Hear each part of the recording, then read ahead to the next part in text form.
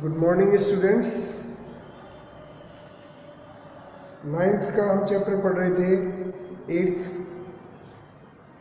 Reach for the top, जिसमें हम कहानी पढ़ रहे थे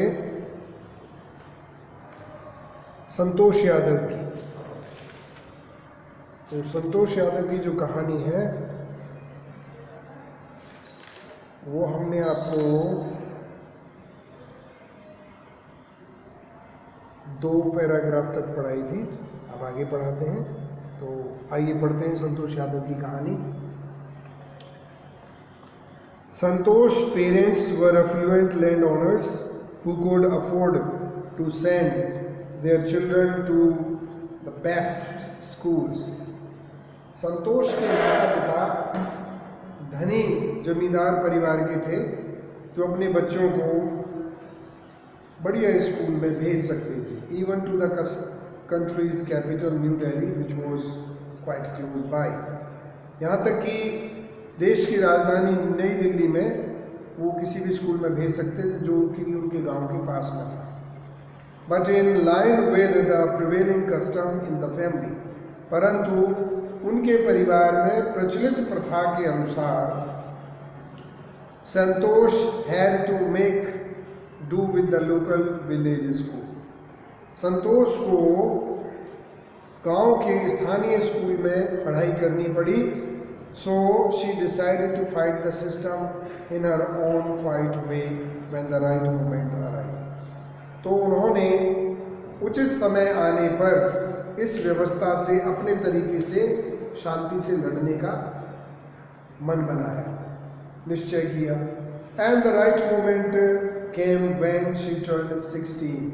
और ये उचित समय, सही समय आया जब वो 16 वर्ष की हो गई। At 16, most of the girls in our village used to get married. 16 वर्ष की अवस्था में उसके गांव की ज़्यादातर लड़कियों का विवाह हो जाता था। संतोष was also under pressure from her parents to do the same. संतोष पर भी उसके माता पिता का इस कार्य को करने के लिए बहुत दबाव था। A marriage as early as that was the last thing on her.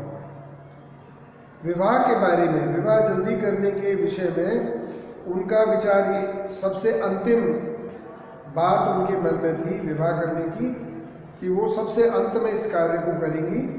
She threatened her parents that she would never marry if she did not get a proper education.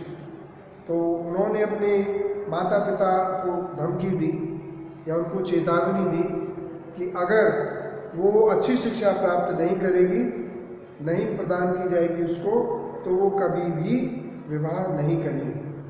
She left home and got herself enrolled in a school in Delhi.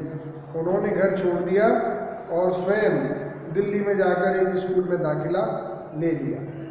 When her parents refused to pay for her education, she politely informed them of her plans to earn money by working part-time to pay her school fees.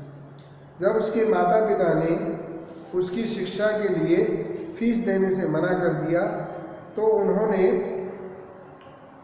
विनम्रतापूर्ण तरीके से अपने माता पिता को सूचित किया कि वो पार्ट टाइम में, यानी कि स्कूल के बाद जो समय बचेगा उसमें वो काम करके पैसा कमाकर अपने स्कूल की फीस देंगी।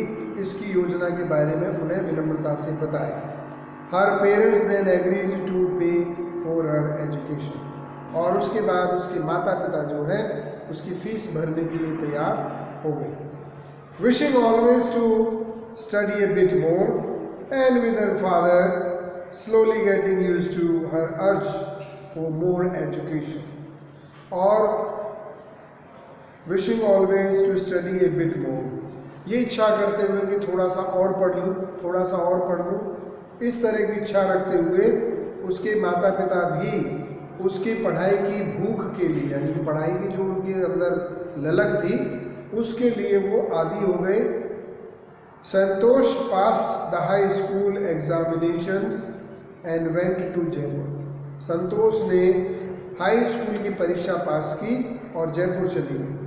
शी ज्वाइंड महारानी college and got a room in Kasturba hostel. उन्होंने महारानी कॉलेज में दाखिला लिया और उन्हें कस्तूरबा हॉस्टल छात्रावास में रहने के लिए कमरा मिल गया।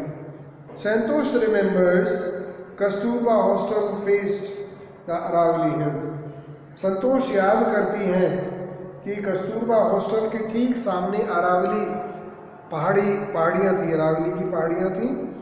आई used to watch villagers from my room going up the hill and suddenly vanishing after a while. मैं अपने कमरे से ग्रामीण लोगों को उस पहाड़ी के ऊपर जाते हुए देखती और वो अचानक गायब हो जाते थे। One day I decided to check it out myself. एक दिन मैंने स्वयं इस बात को जानने का, निरीक्षण करने का निश्चय किया। I found nobody except a few mountaineers. और मुझे वहाँ पर केवल कुछ पर्वतारोही जो पर्वतारोहण के प्रयास कर रहे थे, पर्वतारोही वहाँ पर मुझे मिले। I asked if I could join them. मैंने उनसे शामिल होने के लिए, उनके साथ शामिल होने के लिए कहा। To my pleasant surprise they answered in affirmative and motivated me to take to climbing। और मेरे आनंददायक आश्चर्य के लिए उन लोगों ने स्वीकारोक्ति में उत्तर दिया और मुझे पर्वतारोहण में शामिल होने के लिए प्रेरित किया। तो आज के लिए इतना ही काफ़ी है बच्चों। Thank you so much. Have a great day.